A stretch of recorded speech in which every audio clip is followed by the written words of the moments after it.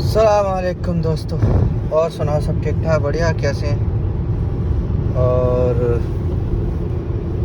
जिन लोगों को लगता है कि सऊदी में लोग मज़े ले रहे हैं, उनके लिए बता दें, टाइम देख लो अभी क्या हो रहा है, ठीक है। और अभी रात के 2:15 हो रहे हैं और अभी हमारा काम ख़त्म नहीं हुआ, समझ रहे हो नहीं। इस लोगों से का काम है कहने का, और उन्हें कहने दो। बाकी देख सकते हो अभी ऐसा नहीं है।